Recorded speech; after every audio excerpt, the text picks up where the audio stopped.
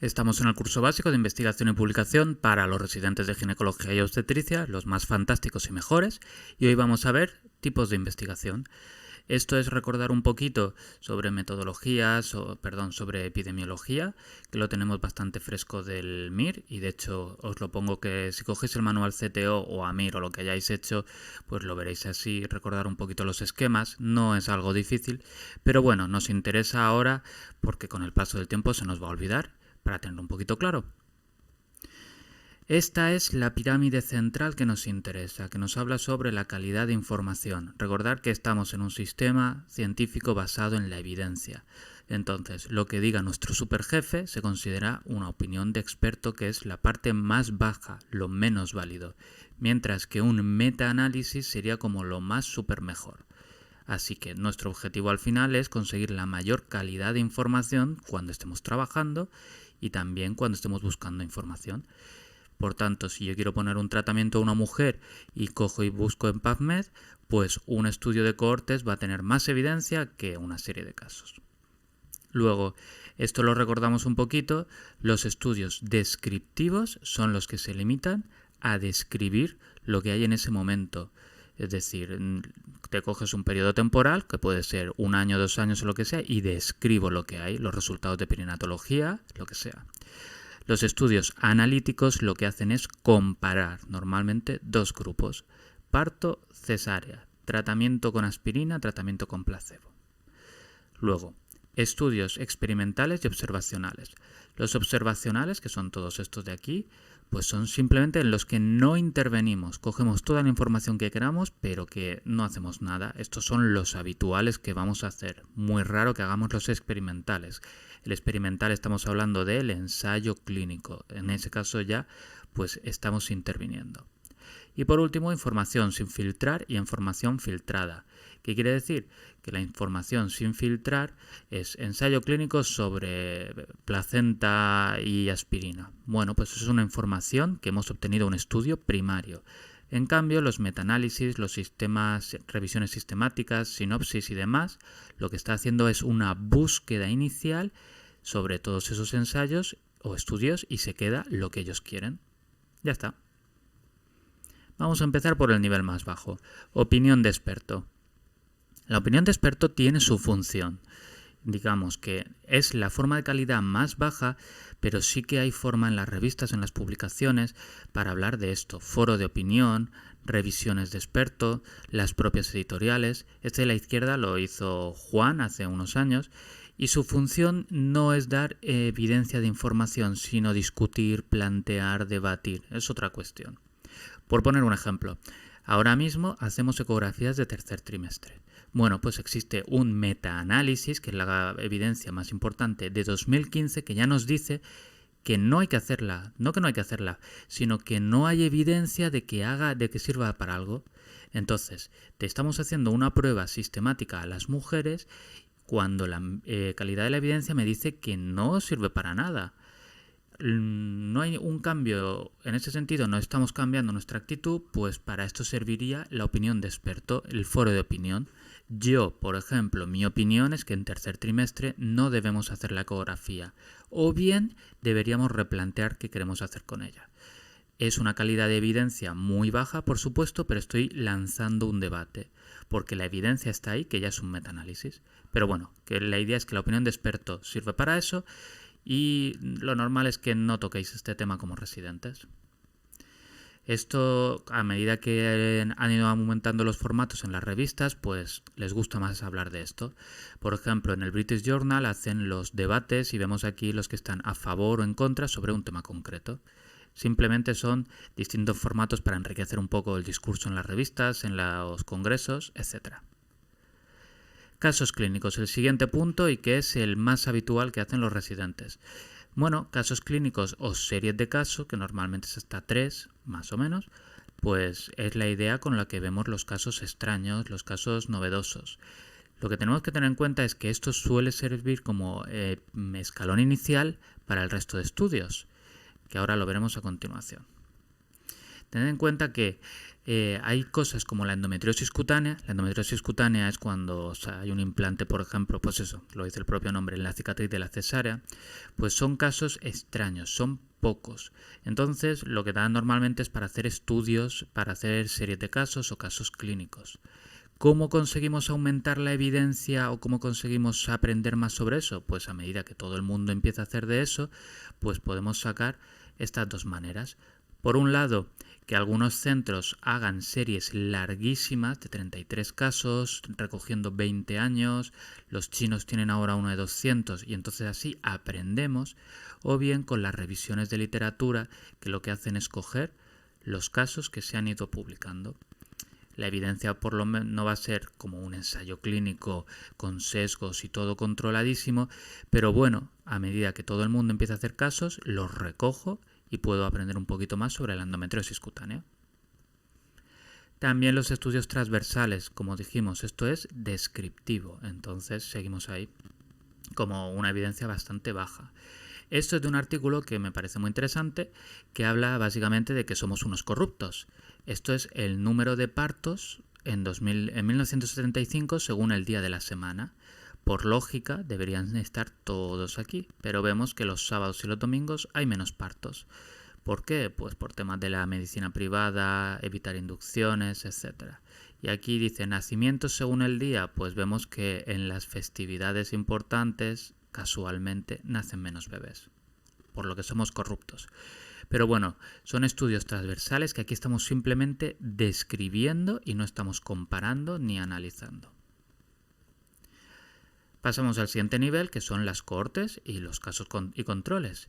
Ya sabéis que en la línea temporal distinguimos por un lado los factores iniciales y por otro lado enfermedades.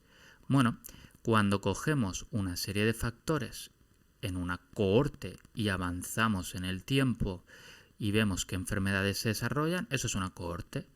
Por ejemplo, yo voy a hacer un grupo entre mujeres añosas y adolescentes. Ya tengo un factor de exposición que es edad avanzada. La cohorte avanza y voy a ver qué enfermedades se desarrollan. Caso contrario, pues si yo tengo los bebés que han nacido por fórceps y los bebés que no han nacido por fórceps, pues voy a ir hacia atrás a ver cuáles han sido los factores de riesgo. Esto es un sistema de casos y controles. Casos y controles, como decimos, elegimos los casos, los controles y vemos los factores, pues nos sirve para conseguir un poco el odds ratio y con esto pues podemos conseguirlo. Vamos a verlo aquí. Son útiles para estudiar enfermedades poco frecuentes, porque si tenemos casos de acidosis, por ejemplo, bebés cascados, pues tenemos muy pocos. Así que es más fácil hacer un sistema de casos y controles que uno de cohortes. Pueden evaluar varios factores de riesgo al mismo tiempo. Lógico, porque si yo me cojo de aquí parto pretérmino, si no, puedo ver toda esta serie de factores. Y con cohortes vamos a ver lo contrario. Edad, mucho poco, pues todas las enfermedades. Son muy susceptibles de introducción de sesgos. Esto es que lo sepáis. Por eso casos y controles es peor evidencia. ¿Por qué? Porque si yo digo, venga, voy a coger los casos de distocia de hombros que ha habido en mi servicio y veo veo los factores de riesgo. Claro, ¿dónde están los casos de distocia? ¿Qué pasa con aquellos que se han registrado, que no se han registrado? Es distinto. Entonces es muy susceptible a que haya problemas. En cambio, cuando hago los estudios de cohortes, ahora lo veré, como cojo toda la población, pues no la voy a perder. Y bueno, no proporciona una estimación directa de la incidencia ni de la prevalencia de la enfermedad. Por eso que digo, supongamos lo de distocia de hombros. Pues yo cojo y veo y he recogido un total de 20 casos en un año. ¿Esa es la incidencia? No, a lo mejor la incidencia es de 200 casos, solo que hay 180 que no han cumplido mis criterios, que no los he recogido o los he perdido. Este es un ejemplo de casos y controles. ¿Qué es lo que hacen aquí? Quieren comparar en las mujeres con preeclampsia cuáles son los factores de riesgo para edema pulmonar. Vale, pues han hecho dos grupos, que es mujeres de preeclampsia con edema pulmonar, mujeres de preeclampsia sin edema pulmonar, controles. Y bueno, aquí comparan un poquito y vemos con el odds ratio que la nuliparidad multiplicada por 4 el riesgo, los embarazos múltiples multiplica por 7, como ejemplo. Muy bien. Pasamos a ver cohortes. Lo que decimos, cogemos un factor de exposición, que puede ser pues una enfermedad, un factor de riesgo, in vitro, lo que queramos, avanzamos a lo largo del tiempo y vemos. En el caso de casos y controles, por lógica pura y dura, es un estudio retrospectivo. En el caso de cohortes, realmente puede ser retrospectivo o prospectivo. Os pongo un ejemplo. Yo quiero ver en mujeres añosas si el riesgo de cesáreas que hay al final. Bueno, puedo coger y decir, voy a hacer un prospectivo ahora recogiendo todas, o bien puedo coger los datos de perinatología y me voy a 2010 y empiezo a partir de 2010. Lo que pasa es que ese diseño es de menor calidad. Permite establecer hipótesis de causalidad como paso previo a los ensayos clínicos. Pues eso, mi ensayo clínico futuro será que la edad materna es importante. Aunque bueno, no sé qué voy a hacer en un ensayo clínico, cambiando eso. Permite calcular tasas de incidencia y riesgo relativo, porque ahora ya sí cojo a toda la población, digamos, mide la exposición de varias enfermedades y cuesta más y necesita más muestra. Un estudio por ejemplo, sobre la artritis juvenil y vemos que han cogido 2 millones de cohorte, en el que ha habido 1.169. Entonces ya pues se ponen a comparar un poquito la incidencia de cada cosa. Si nos vamos a los ratios, tampoco hay gran cosa. Pues a lo mejor no. Este de aquí, pues el pretérmino moderado es mayor. Pues bien, pues ya lo tenemos. Ensayo clínico aleatorizado, todos sabemos bien lo que es. Hago dos grupos, a uno le pongo un tratamiento, a otro el otro y comparo. Esta parte, el ensayo clínico, no lo vamos a tocar nosotros de forma normal, pero es muy importante y es como se supone que está avanzando sobre todo la ciencia. Es sobre todo importante tener claro lo de ciego, doble ciego, enmascaramiento, aleatorización para demostrar que va todo correcto. Y esta página, el Clinical Trials, lo que hace es, para que no hagas trampa, tú registras antes lo que vas a hacer, para que así luego los resultados no los manejes como tú quieras. Bueno, en el caso de la obstetricia es muy raro que hagamos estudios de este tipo, porque tocar a las embarazadas, experimentar con ellas queda feo. Este es el estudio ASPRE, lo de la preeclampsia para darle placebo o aspirina, y bueno, vemos que la incidencia de preeclampsia con aspirina fue menor.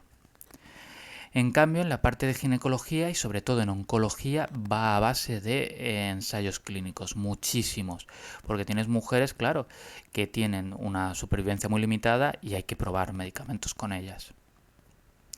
Y ya pasamos a lo último, revisión sistemática y metaanálisis. Lo vemos junto porque básicamente los dos son una revisión sistemática. ¿Cuál es la diferencia? Que en el metaanálisis utilizamos herramientas matemáticas para sacar números. Es decir, en una revisión sistemática yo cojo todos los estudios sobre pérdida uterina, muerte fetal, y bueno, pues hablo un poquito, hago un resumen de cada uno, pues el nivel de la papa y la pérdida fetal. En cambio, en el metaanálisis estoy viendo una única cuestión, estoy comparando todos los riesgos, los sumo. Por ejemplo, en este grupo estamos viendo sobre si me sirve la aspirina o el placebo. A la izquierda es aspirina y a la derecha es placebo. Sumo todas las incidencias y me da aquí un resultado final de 0,59. Vale. Lo importante en esto, en revisión sistemática y en metaanálisis, es la selección de estudios, lógicamente, porque hay que asegurarse de que se cogen todos y hay que asegurarse de que no haya riesgos de sesgos. Esto, por ejemplo, es un estudio, un funnel plot, que lo que hace es ver si me están faltando estudios. Quiero decir, yo voy a poner aquí los estudios que están a favor de una cosa y aquí a favor de otra. Y se supone que los estudios tienen que ser más o menos similares, aunque estén a favor. ¿Por qué? Porque si yo veo que casi todos los estudios están a favor de la aspirina, por ejemplo, a lo mejor hay un sesgo de que me están faltando los otros estudios. Como digo, es simplemente saber un poquito cómo va esto. Y si os fijáis en el símbolo de la Cochrane, que se dedica a los metaanálisis, pues si no me equivoco es el de los corticoides. Como decimos, vamos sumando un poquito todos y nos salen los rombos. ¿Vale? Y luego, esto es el extra de la pirámide, una pirámide dentro de la pirámide, que nos habla de esa información que no está que está filtrada, que podrían ser la síntesis, los sumarios, las sinopsis y los sistemas. Esto, si entramos en el Murcia Salud, pues vemos la biblioteca, el DARE, el UpToDate, etc. Todo esto, al fin y al cabo, son sistemas que se dedican a estudiar y hacer selección para al final hacer una evidencia. Ya está. Yo estoy haciendo mi estudio de endometriosis cutánea, bien, pues una guía clínica que haga un sumario de evidencia sobre la endometriosis cutánea va a estar mucho más chachi. Y ya está, espera, ahí. Pasamos ya a las conclusiones, que van a ser 3. 1. Conocer los distintos formatos de investigación, que ya los sabemos. Es algo sencillo y tenerlos un poquito claro lo que es cada cosa. Como investigador debemos empezar por abajo, si no tenemos mucha idea. Empecemos haciendo nuestros casos clínicos y después probemos a casos controles. Y muchas veces vamos a ir a cohortes. Normalmente vamos a movernos en estos 3 niveles. Excepto, como digo, en el caso de ginecología, bueno, y tampoco nos vamos a mover nosotros como residentes. Y a la hora de documentarnos empezamos por arriba. Si yo tengo una pregunta de cuál es el mejor tratamiento para una endometriosis cutánea, no voy a ir a un caso control o a una serie de casos. En el mundo ideal habrá un metaanálisis que lo vea. Y ya está. Pues nada, hemos terminado con los tipos de investigación y vamos ahora a ponernos a investigar en serio. Hasta luego.